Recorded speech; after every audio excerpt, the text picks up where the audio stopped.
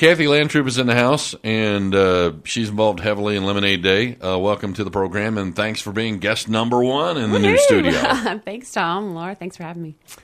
All right. Now, you guys had the kickoff for Lemonade Day. I think it was last week or week before. It was last week. Yeah, it was last Monday. And, it was a little chilly, a little bit of ice on the ground, not very lemonade friendly. So, but we're 2 months out. Hard to believe, but excited to see it come together. So It's not too early to start making plans. Exactly. Okay, so the whole philosophy of the Lemonade Day thing is to kind of emblazon the entrepreneurial spirit in young people.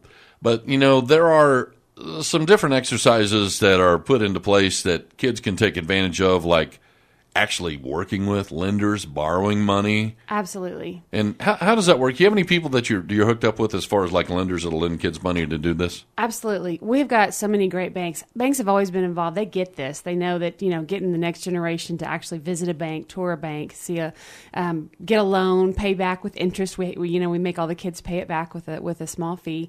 Try to give them that real world experience, and the banks love it. And so First United Bank is our premier sponsor, but we have several participating banks that are listed on the website, lubbock.lemonadeday.org. And we're going to actually premiere a new event this year called Bank Loan Day, and it's going to be April 9th, so a month from today. And kids with business plans that are, have thought it through where they're going to put their location and how much they're going to charge and what their cost is and their cup and how they make a profit. We'll go pitch to any of the participating banks on that day and get a loan. So, okay, when kids are staking out where they want to put their lemonade stand, I mean, do you ever is it like a first come first serve deal? Yeah. So, which is why it's not too early. I mean, I know people. So if you snooze, you lose. Absolutely, and in the early days when we had 200-300 stands, it was a lot easier to get those, primo locations. And last year we had 814 at our count. Yikes. Yeah. Wow. So it's getting much more competitive. So to get the stand at United, to get the stand in front of the, where there's a lot of foot traffic and people that are willing to spend a little bit of money, you have to start early. So we're telling them, get going now. So how do they choose where they are, and who do they contact with, hey, we want this location? Absolutely. So you'll see kids start reaching out even now to businesses that are sponsors. You can look on the website and see all the sponsors. Obviously, they offer locations, and United being a big one. And they'll set times. They'll say this kid can have these 2 hours, and then another kid can come in. They don't let a kid stay there the whole day, so they parse it out. But yeah, the kids that are go-getters are out there are looking for places, parks. You can call the city and go ahead and set up at various parks or whatever. We just tell kids don't set up in your driveway. I mean, that's what we used to do, right, when we had our Lemonade Day stands. But when you've got competition like this across town and people already buying 2 or 3 glasses of lemonade at places where they're traveling on Saturdays, you need to be out there where there's foot traffic. And we're, people think they get on a busy street. Not necessarily. I mean, if cars are passing you at 50, they're not going to stop and buy lemonade. I have an awesome business model. Okay. What I think should happen is, I think a kid ought to get like a bunch of adults that they're actually employing, and they can give them all the lemonade they can drink and stuff. That would be their compensation. But anyway, I think what they could do is they could stand out like on the medians at the intersections, and they could all wear these mobile backpacks that have like, instead of like a pump-up bug sprayer, and you could have those loaded up with lemonade with a little bit of dry ice in them. And then you could pump them up and have those people sell at the stoplights. Man, if you got somebody on all these street corners like University, like where they sell the AJs and stuff, oh, man. Of course, a kid can't get out there and, couldn't be in traffic. We want to make sure they're safe. Safety first. Yeah. But the thing is, you could have their parents out there, So the thing is every time that the traffic light changed, if you sold two glasses of lemonade on 4 corners of the intersection, holy cow.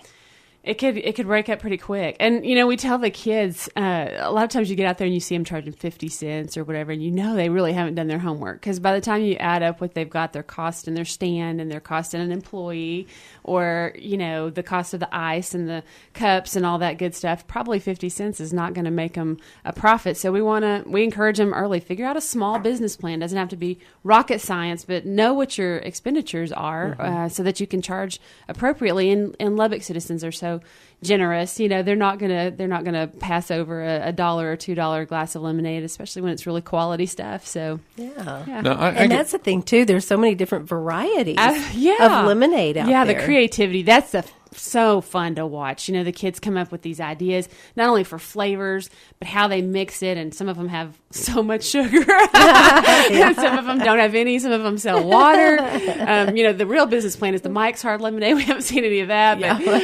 But so they do get so creative. And saw a couple years in a row now we've had kids with ice sculptures, just unbelievable creativity, or horses in the back of a truck where they're selling, lemonade. So they have themes and costumes, and seeing their creativity for their new business is really, really special. That's fun. And a great learning experience for the kids. Absolutely. Now I got to ask you, and you may or may not know this figure, but do you have any idea what the big money raiser was last year? I mean, do you have any idea what the top grossing stand was? The top grossing stand. We had some stands gross close to $1,000, and that we know of. The kids are asked to turn in business results forms. Some do, some don't. A lot of kids, will tell us as we're going along. But yeah, we've had kids walk away netting $500, $600, $700, and that's amazing for a few hours of selling lemonade. Well, you had 800 lemonade stands, and if they end up grossing almost $1,000, let's say the average is $500. That's that's getting up there close to economic development right here in Lubbock, Texas. That's close to $500,000. I'm saying, and we're teaching them, to spend, save, and share. So that's not supposed to just go in their pockets or just go to the retailers. They're hopefully putting some of that back in charities, and we see a lot of charitable donations come from it. So absolutely, it's an economic development. Spend, save, and share. You bet. Do you ever hear of anybody saying, do I really have to share? These kids, honestly, a lot of them would give it all away. We have to, it's so cute to watch Ron Beatonbow, who's the city champion, talk to these kids and say, that's great, and we want you to share. We want you to have something you want to give back to. But people go into business because they want to make money. They want to buy things. They want to improve their lifestyle, and it's okay. There's nothing wrong. Business is not a bad word. Profit's not a bad word. Go spend something. You've worked really hard, and enjoy some of that money.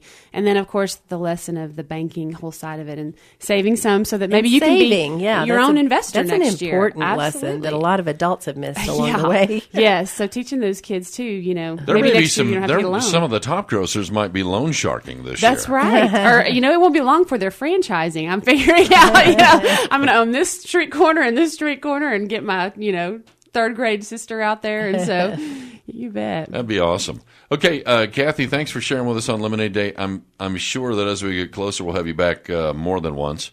And that is coming up on May the 9th. May the 9th. And give us a website once again. People want to explore the options for Lemonade Day. Lubbock.lemonadeday.org. And you can also follow us on any of your favorite social media outlets. All right, thanks. Thanks. Love the new digs. Yeah, thank you. Thanks.